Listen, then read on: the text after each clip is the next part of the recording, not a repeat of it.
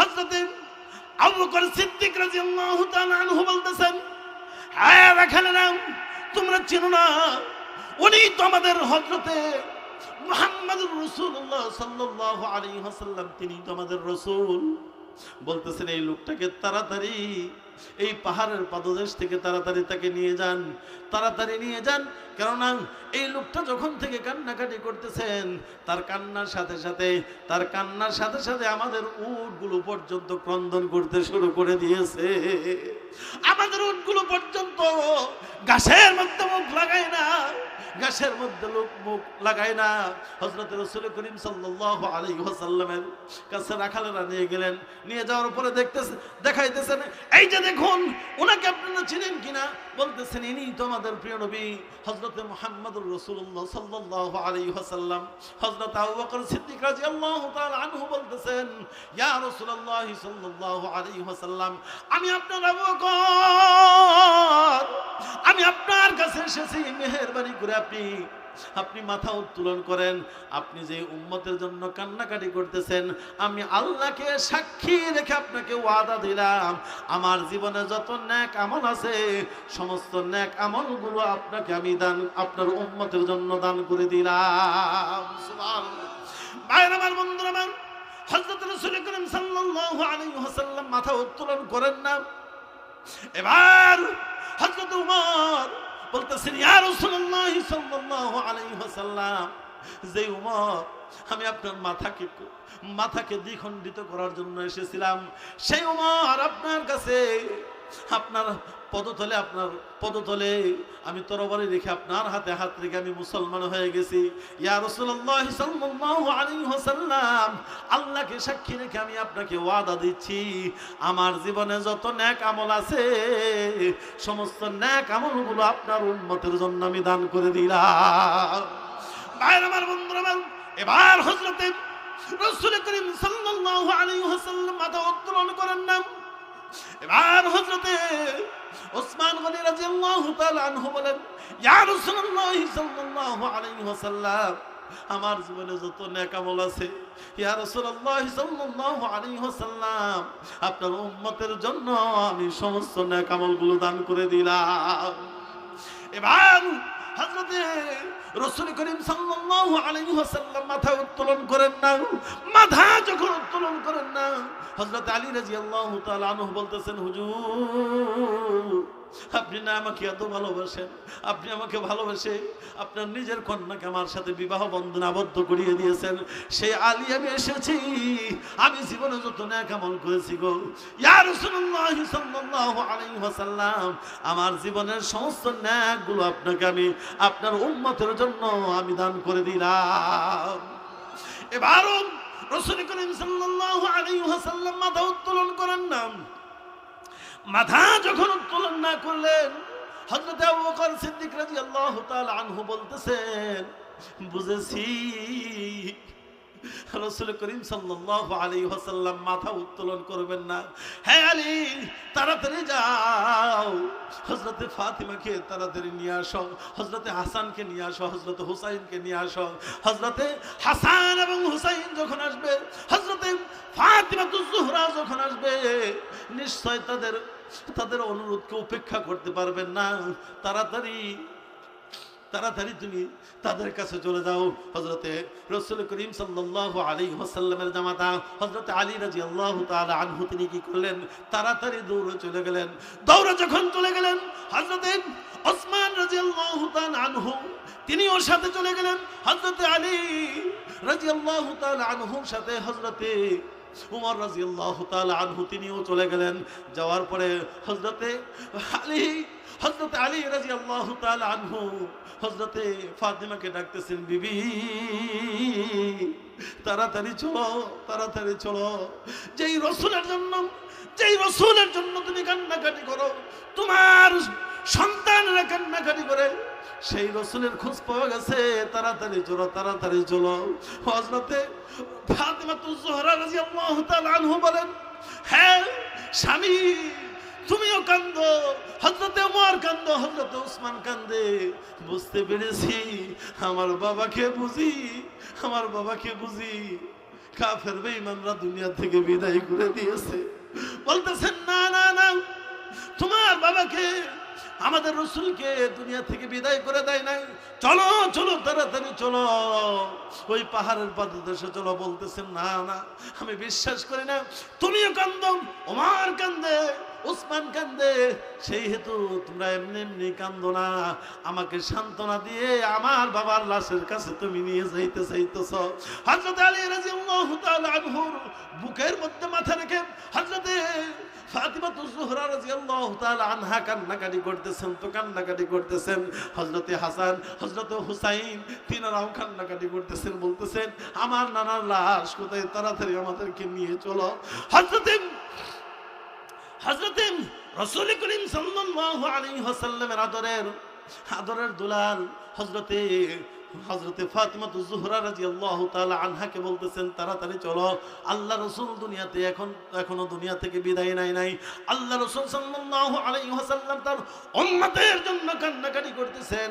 আমরা সকলেই যখন কোশিশ করলাম, সকলে অনুরোধ করলাম, কারো অনুরোধেই তিনি মাথা উত্তোলন করেন না, তাড়াতাড়ি চলো।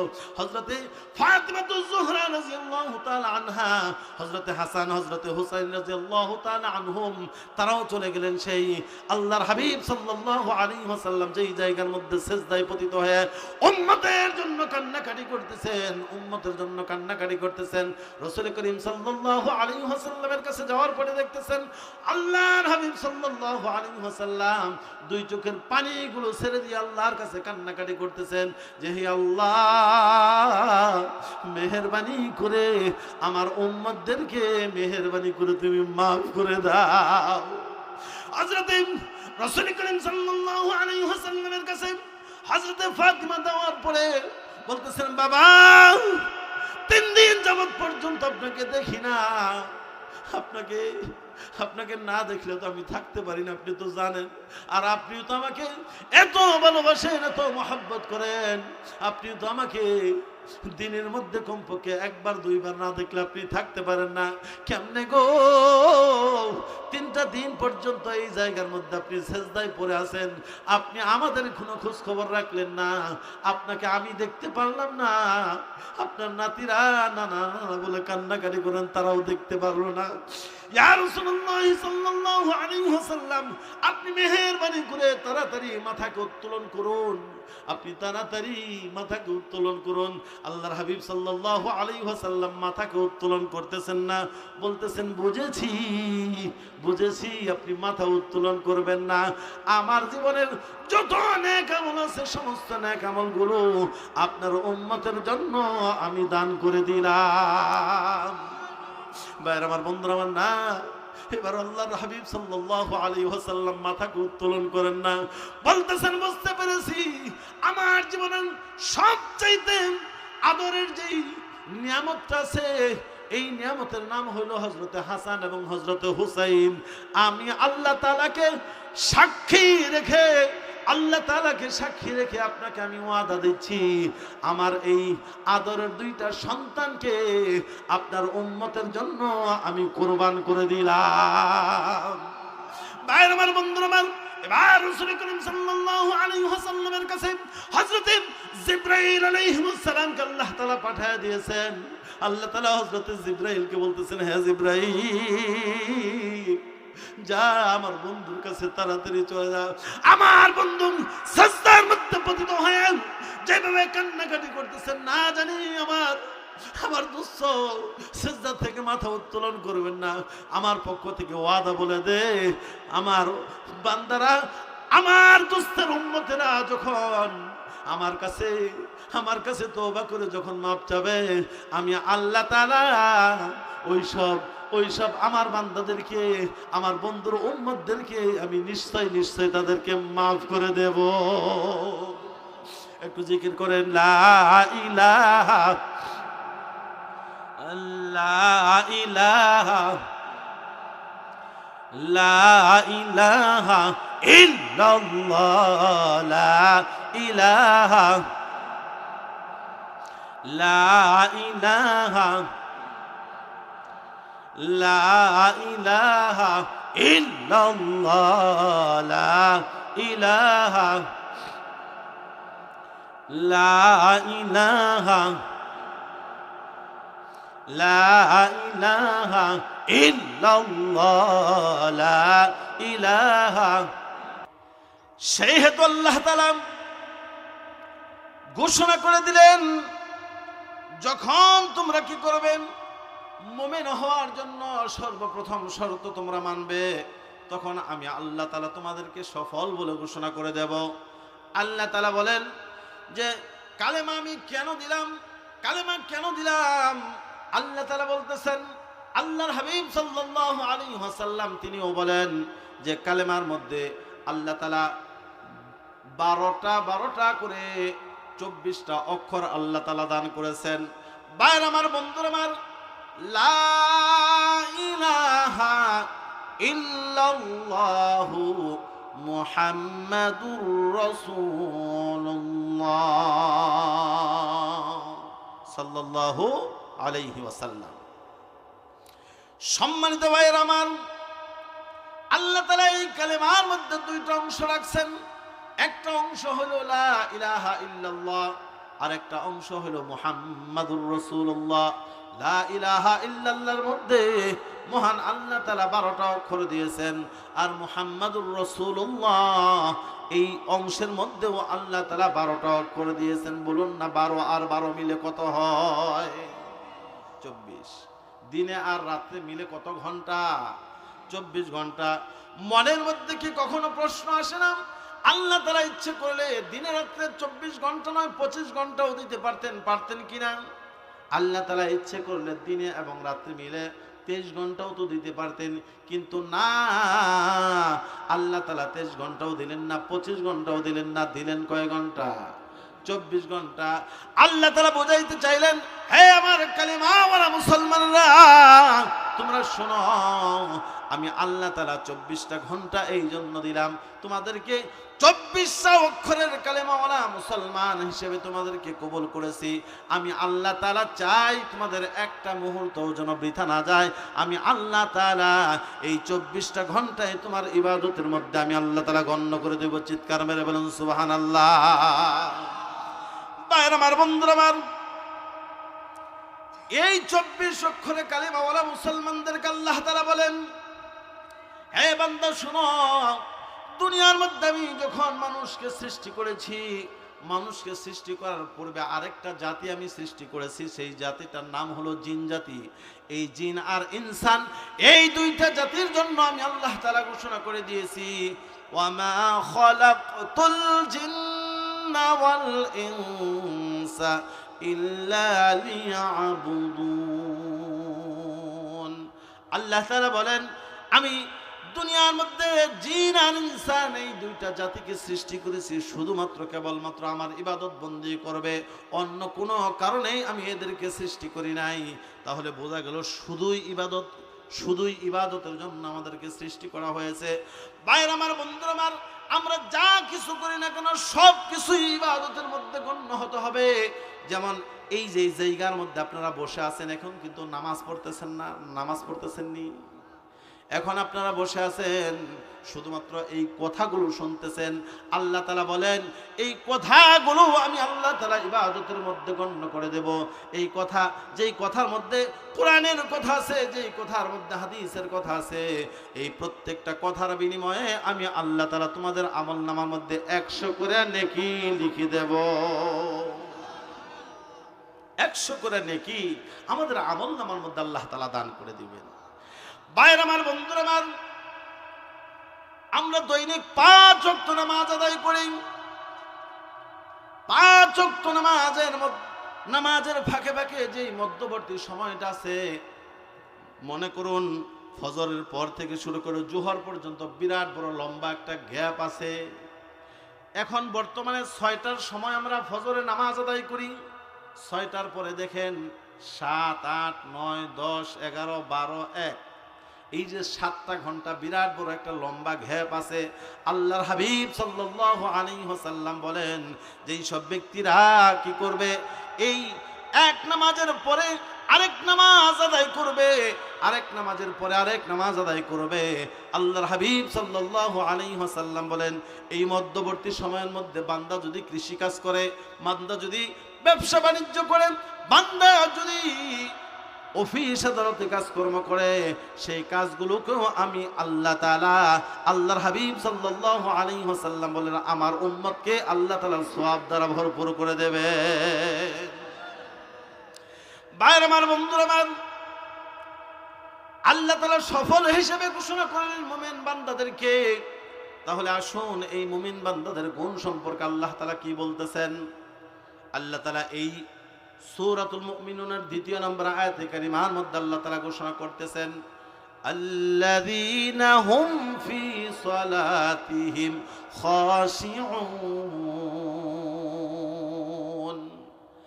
আমার আল্লাহ তাআলা বলতেছেন, মুমিন বান্দা হবে যারা, তাদের মধ্যে সর্বপ্রথম একটা গুণ থাকবে, এই মুমিন বান্দারা তারা খুশু খুজুর সাথে, নম্রতার সাথে, ভদ্রতার সাথে, অত্যন্ত বিনয়ের সাথে তারা কি করবে, নামাজ আদায় করবে।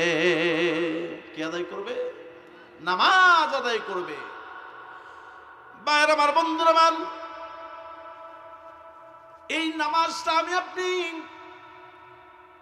আমি আপনি যে এই নামাজটা আদায় করি, এই নামাজের মধ্যে কি ফাজাইল আল্লাহ তাআলা রেখে দিলেন, কি ফায়দা আল্লাহ তাআলা এই নামাজের মধ্যে রেখে দিলেন, বলুন না দেখি। নামাজের মধ্যে সর্বপ্রথম যেই নামাজটা, এই নামাজটার নাম কি? এই নামাজটার নাম কি? ফজর। বলুন না, ফজরের কয় রাকাত নামাজ? 4 রাকাত। 2 রাকাত সুন্নাত আর 2 রাকাত ফরজ। ভাইরা আমার, বন্ধুরা আমার, আল্লাহর হুকুম যেটা, এই হুকুমটার নাম হলো ফরজ।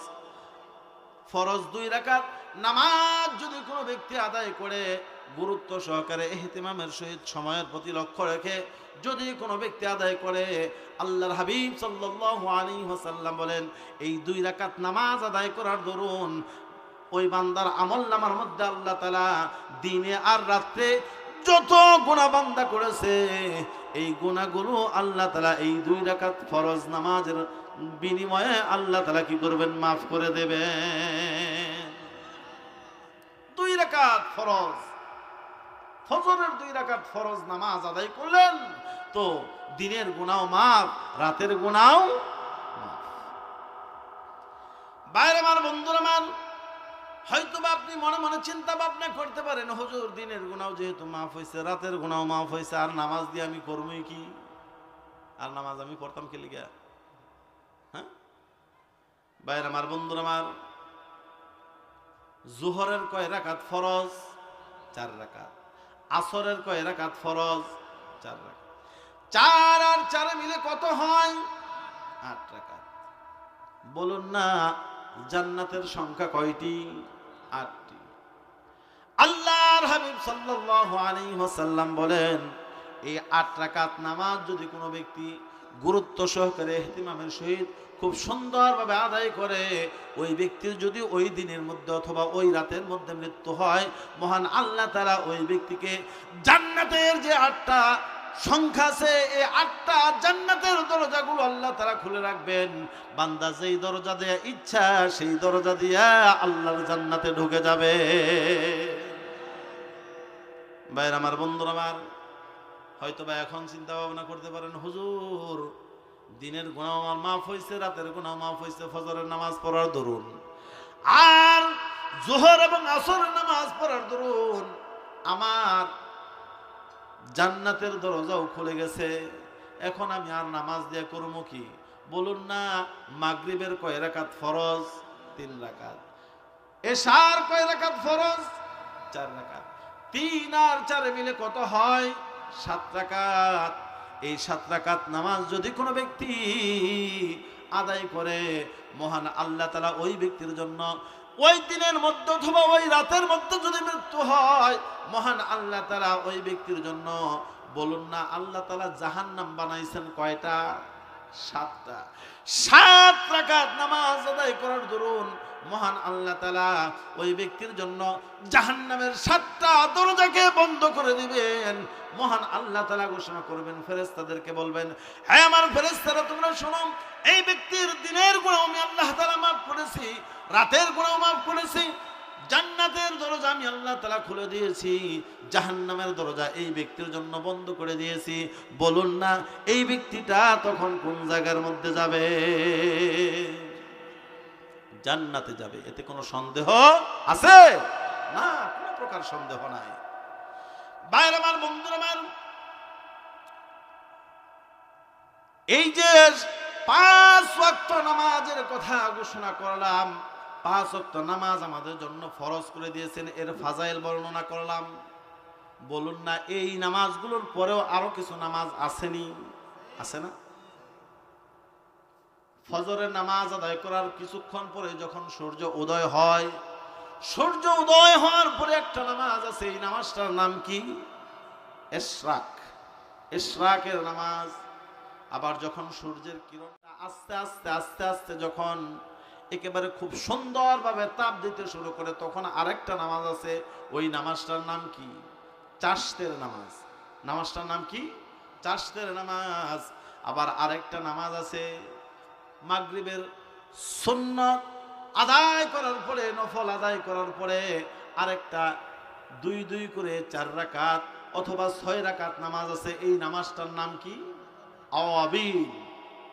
আওয়াবিন এই নামাজ, এই নফল যে নামাজগুলো, এগুলোর মধ্যে এত ফায়দা আল্লাহ তাআলা রেখে দিয়েছেন, কিন্তু ওই ব্যক্তির জন্য যে ব্যক্তি খুব সুন্দরভাবে ফরজ নামাজগুলো আদায় করে। ভাইরা আমার, বন্ধুরা আমার, এরপরে আরেকটা নামাজ আছে, যেই নামাজটা কোনো মানুষ আদায় করতে দেখে না, শুধুমাত্র একান্তভাবে নির্জনে নিবৃতে খুব সুন্দর করে আল্লাহর সাথে সম্পর্ক তৈরি করার জন্য যেই নামাজটা আদায় করে, এই নামাজটার নাম কি? তাহাজ্জুদের নামাজ। সুবহানাল্লাহ বলেন, আলহামদুলিল্লাহ বলেন, মাশাআল্লাহ বলেন। বাইরে আমার, বন্ধুরা আমার, এই তাহাজ্জুদের নামাজ যখন বান্দা আদায় করে, আল্লাহ তাআলা ঘোষণা করেন, হে বান্দা তুমি ফজর পড়েছো, জোহর পড়েছো, আসর পড়েছো, মাগরিব এশা নামাজ তুমি আদায় করেছো রে বান্দা, দুনিয়ার সমস্ত মানুষগুলো তোমাকে দেখেছে, আর এখন যখন তুমি তাহাজ্জুদের নামাজের মধ্যে তুমি দাঁড়ায় গেছো, তখন আমি আল্লাহ তাআলা ব্যতি রেখে তোমাকে আর কেউ দেখতেছে না। সুবহানাল্লাহ। ভাইরা আমার, বন্ধুরা আমার, মানুষ যখন নামাজ আদায় করেন অন্যান্য নামাজের থেকে, এই তাহাজ্জুদের নামাজের মধ্যে মানুষের দিলটা নরম হয়। দিলটা নরম হওয়ার পরে আল্লাহর দরবারে কান্নাকাটি করে। আল্লাহ তাআলা বলেন, বান্দারে তুই যখন কান্নাকাটি করস, আমি আল্লাহ তাআলার কুদরতি হাত দিয়ে তোর চোখের মধ্যে পানিগুলো মুছে দেই, আর বলতে থাকি, বান্দা তুই কাঁদিস না, আমি আল্লাহ তাআলা তোর জন্য তুই আমার কাছে যেই দোয়াগুলো করলি, এই দোয়ার মধ্যে যত কল্যাণকর দোয়া আছে, সমস্ত কল্যাণকর দোয়াগুলো আমি কবুল করে নিলাম। ভাইরা আমার, বন্ধুরা আমার, আল্লাহ তাআলা কত সুন্দরভাবে ঘোষণা করতেছেন, বান্দা আমি তোমার জন্য অকল্যাণকর কোনো দোয়া কবুল করি না, শুধুমাত্র কল্যাণকর দোয়া যেই আমার কাছে করো, সেই কল্যাণকর দোয়াগুলো আমি আল্লাহ তাআলা কবুল করে নেই। ভাইরা আমার, বন্ধুরা আমার, তাহলে আল্লাহ তাআলা আমার জন্য, আপনার জন্য কত মেহেরবান। সুবহানাল্লাহ। একটু জিকির করি, লা ইলাহা ইল্লাল্লাহ, লা ইলাহা, লা ইলাহা ইল্লাল্লাহ, লা ইলাহা, লা ইলাহা, লা ইলাহা, লা ইলাহা। ভাইজান বহু দূরে মদিনা, কেমনে যাব আমি জানি না, বলুন বহু দূরে মদিনা, কেমনে যাব আমি জানি না, আহার নিদ্রা ভালো লাগে না, আহার নিদ্রা ভালো লাগে না, ভালো লাগে শুধু ইল্লাল্লাহ লা ইলাহা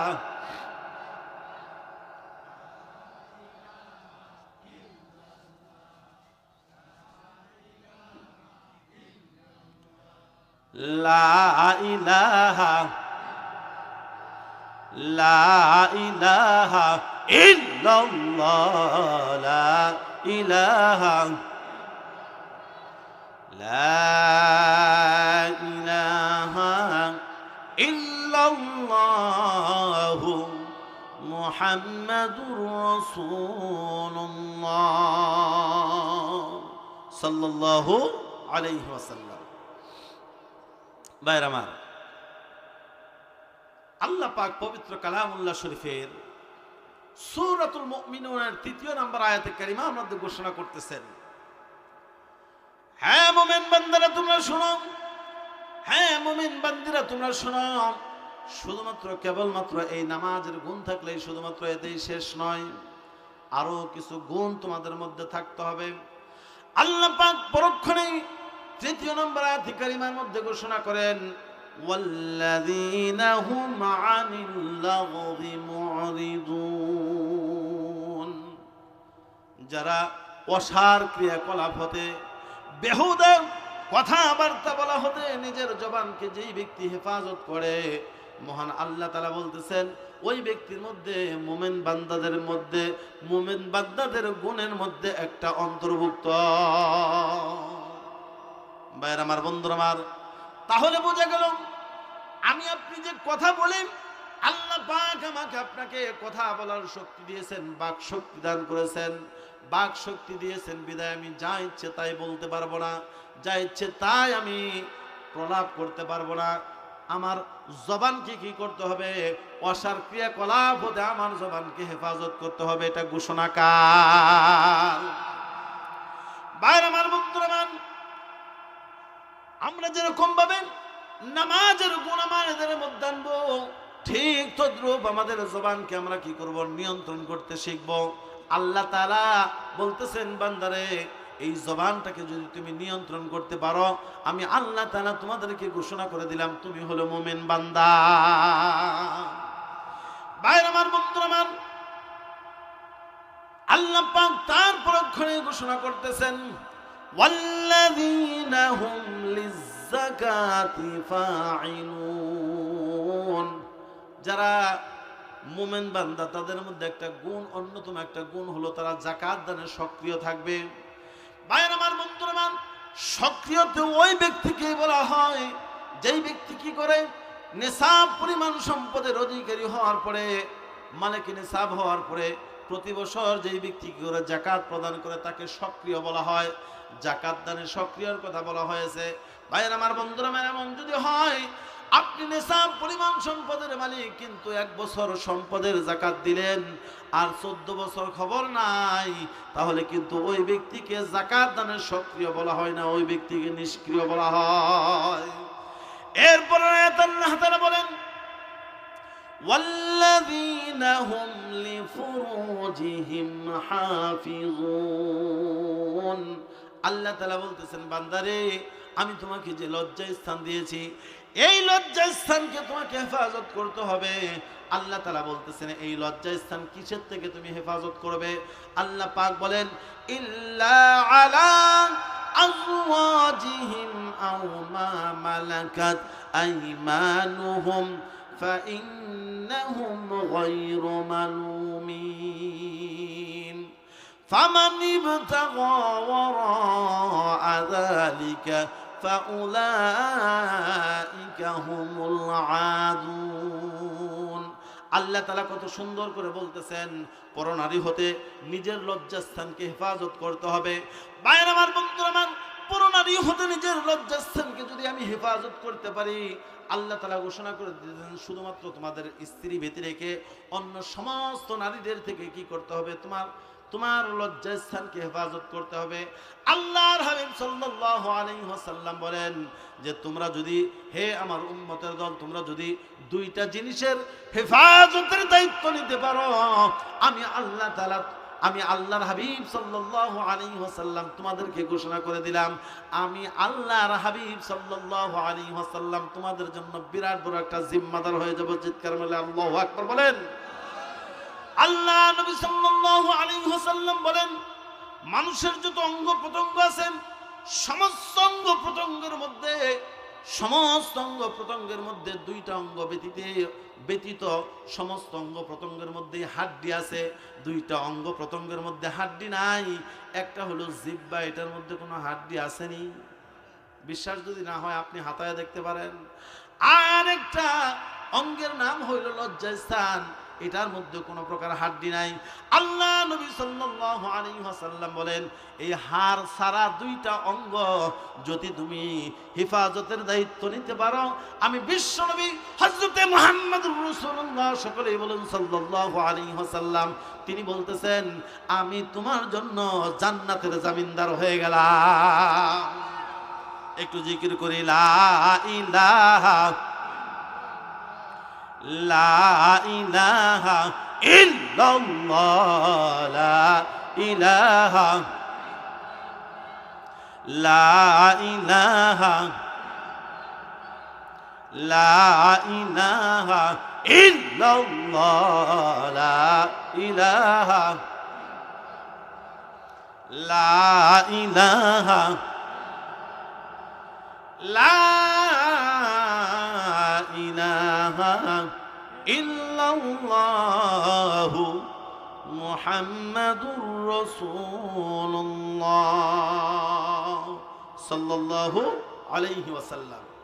ভাইরা আমার, বন্ধুরা আমার, এর পরক্ষণে আল্লাহ তাআলা বলতেছেন ওয়াল্লাযীনা হুম লিআমানাতিহিম ওয়া আহদিহিম রাউন। আমানতদারিতা, এটা হইতে পারে টাকা পয়সার আমানত, এটা হইতে পারে কথার আমানত, এটা হইতে পারে যে কোনো জিনিসের আমানত। বাইরে আমার, বন্ধুরা আমার, আমানতদারিতে যে ব্যক্তি খুব সুন্দর স্বচ্ছ, আল্লাহ তাআলা পবিত্র কালামুল্লাহ শরীফের মধ্যে ঘোষণা করেন, তাহলে তুমি, তোমার মধ্যে মুমিনের একটা গুণ বিদ্যমান। সুবহানাল্লাহ।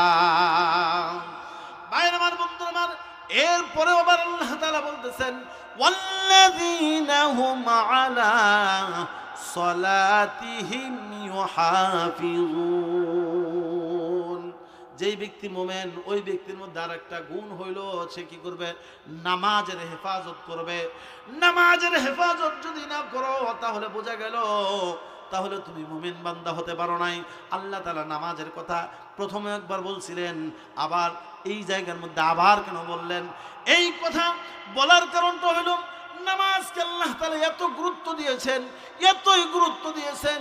আল্লাহ পাক বলেন, হে বান্দা, নামাজের মাধ্যমে তুমি আমি আল্লাহ পাকের সাথে যেমন গভীরভাবে সম্পর্ক তৈরি করতে পারো, অন্য কোনো ইবাদতের মাধ্যমে তুমি আমার সাথে এমন গভীর সম্পর্ক তৈরি করতে পারবে না।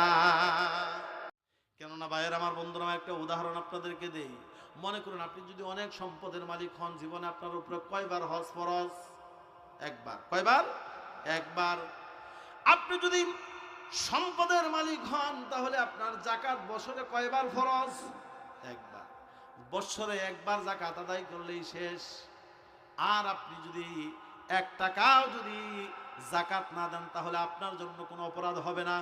ভাইয়ের আমার, বন্ধুরা আমার, কিন্তু এমন কি শুনছেন যে জীবনে একবার নামাজ আদায় করলেই শেষ, আর পড়তে হইব না? এমন শুনছেন নি? হ্যাঁ, এমন শুনছেন?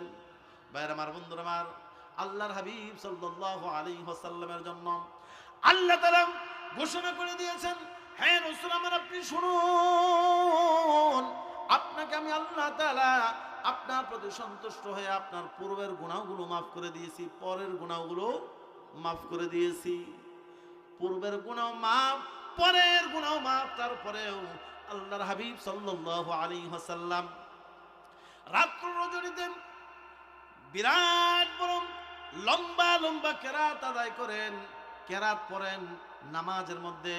হযরতে আয়েশা সিদ্দিকা রাদিয়াল্লাহু তাআলা আনহা জিজ্ঞেস করেন, স্বামী হে, আপনাকে আল্লাহ তাআলা পূর্বের গুনাহগুলো মাফ করে দিয়েছেন, পরের গুনাহগুলো মাফ করে দিয়েছেন, এটা ঘোষণা করে দিয়েছেন, তদুপরি আপনি কেন এত লম্বা লম্বা নামাজ আদায় করেন?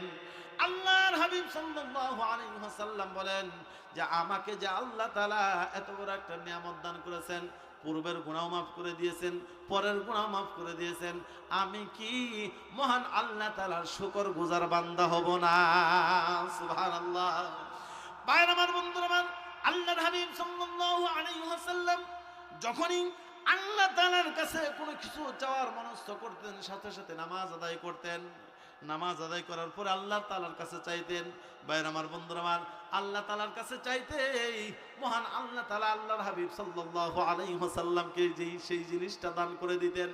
একবার আল্লাহর হাবিব সাল্লাল্লাহু আলাইহি ওয়াসাল্লাম মনে মনে চিন্তা করতেছেন, আল্লাহ তাআলা আমাকে এত কিছু দান করেছেন, এত কিছু দান করেছেন, তদুপরি দেখি আমার আল্লাহর কাছ থেকে আমার সমস্ত উম্মতদের গুনাহগুলো আমি আল্লাহ তাআলার কাছ থেকে মাফ করাইতে পারি কিনা। সুবহানাল্লাহ। ভাইরা আমার, বন্ধুরা আমার, উনি মনে মনে চিন্তা ভাবনা করলেন, আমি যদি মসজিদে নববীতে নামাজ আদায় করি, মসজিদে নববীতে সিজদায় পড়ে থাকি, তাহলে সাহাবা আজমাইনগণ আসবে, আসার পরে আমার জন্য অপেক্ষা করতে থাকবে, কখন আমি নামাজ পড়াবো সেই অপেক্ষা করতে থাকবে। আল্লাহর হাবিব সাল্লাল্লাহু আলাইহি ওয়াসাল্লাম নির্জন স্থানে চলে গেলেন। নির্জন, একেবারে এমন নির্জন স্থানে চলে গেলেন যে আল্লাহর হাবিব সাল্লাল্লাহু আলাইহি ওয়াসাল্লাম 3 দিন যাবত পর্যন্ত সিজদায় পতিত হয়ে আছেন। ভাইরা আমার, বন্ধুরা আমার, আল্লাহ নবী সাল্লাল্লাহু আলাইহি ওয়াসাল্লাম সিজদার মধ্যে কান্নাকাটি করতেছেন, তো কান্নাকাটি করতেছেন। এভাবে আল্লাহর রাসূল সাল্লাল্লাহু আলাইহি ওয়াসাল্লামের সাহাবা আজমানগণ মনে মনে চিন্তা ভাবনা করলেন, কোথাও মদিনার কোথাও আল্লাহর হাবিব সাল্লাল্লাহু আলাইহি ওয়াসাল্লামকে পাওয়া যাইতেছে না। মনে হয় কোন মদিনার কোন মুনাফিক, মদিনার কোন কাফের বেঈমানে হয়তোবা আল্লাহর হাবিব সাল্লাল্লাহু আলাইহি ওয়াসাল্লামকে দুনিয়া থেকে বিদায় করে দিয়েছেন। মনে মনে চিন্তা ভাবনা করতেছেন সাহাবা আজমাইনগণ, যদি আমাদের রাসূল থাকবেন তো উনি কোথায় লুকিয়ে থাকবেন? উনি তো লুকিয়ে থাকার মানুষ নয়। সুবহানাল্লাহ বলেন। ভাইরা আমার, বন্ধুরা আমার, আল্লাহর হাবিব সাল্লাল্লাহু আলাইহি ওয়াসাল্লামকে সাহাবা আজমাইনগণ এতই ভালোবাসতেন, এতই মহব্বত করতেন যে এক মুহূর্ত না দেখলে ভালো লাগতো না। আল্লাহ নবী সাল্লাল্লাহু আলাইহি ওয়াসাল্লামকে সবাই খুঁজতেছেন, তো সবাই খুঁজতেছেন। হযরতে ওমর, হযরতে আবু বকর, হযরতে উসমান, হযরতে আলী, সবাই চতুর্দিকে খোঁজাখুঁজি করতেছেন, কোথাও আল্লাহর হাবিব সাল্লাল্লাহু আলাইহি ওয়াসাল্লামকে পাওয়া যাইতেছে না। হযরতে ওমর ফারুক রাদিয়াল্লাহু তাআলা আনহু মনে মনে চিন্তা ভাবনা করলেন যে মদিনার মধ্যে যত মুনাফিক আছে সমস্ত মুনাফিকদেরকে আমি একত্রিত করি। একত্রিত করার পরে ঘোষণা দিলেন, হ্যাঁ মদিনার মুনাফিকেরা, তোমরা শোনো, আল্লাহর হাবিব সাল্লাল্লাহু আলাইহি ওয়াসাল্লামকে নিশ্চয় তোমরা মেরে ফেলেছো। যদি তোমরা মেরে থাকো তাহলে বলো, তাড়াতাড়ি বলো যে আল্লাহর হাবিব সাল্লাল্লাহু আলাইহি ওয়াসাল্লামের লাশটা তোমরা কোথায় রেখেছো। আর যদি আমাকে সন্ধান না দাও তাহলে আমার তরবারের আঘাত থেকে তোমরা কিন্তু একজনও বাঁচতে পারবে না। ভাইরা আমার, বন্ধুরা আমার, হযরতে ওমর ফারুক রাদিয়াল্লাহু তাআলা আনহু যখন তরবারি ঘুরাইতেছেন, তো তরবারি ঘুরাইতেছেন, এবার মদিনার মুনাফিকরা চিন্তা ভাবনা শুরু করলেন, হায় রে, আমরা তো জানি না আল্লাহর হাবিব সাল্লাল্লাহু আলাইহি ওয়াসাল্লাম কোথায় আছেন। আল্লাহ নবী সাল্লাল্লাহু আলাইহি ওয়াসাল্লামকে সাহাবা আজমাইনগণ খুঁজতেছেন, তো খুঁজতেছেন, কোথাও পাচ্ছেন না। আল্লাহ নবী সাল্লাল্লাহু আলাইহি ওয়াসাল্লামের সাহাবী হযরত ওমর ফারুক রাদিয়াল্লাহু তাআলা আনহু যখন পাগলামি করতেছেন, হযরত আবু বকর সিদ্দিক রাদিয়াল্লাহু তাআলা আনহু বলেন, হে ওমর, তুমি পাগলামি করো না, তুমি পাগলামি করো না।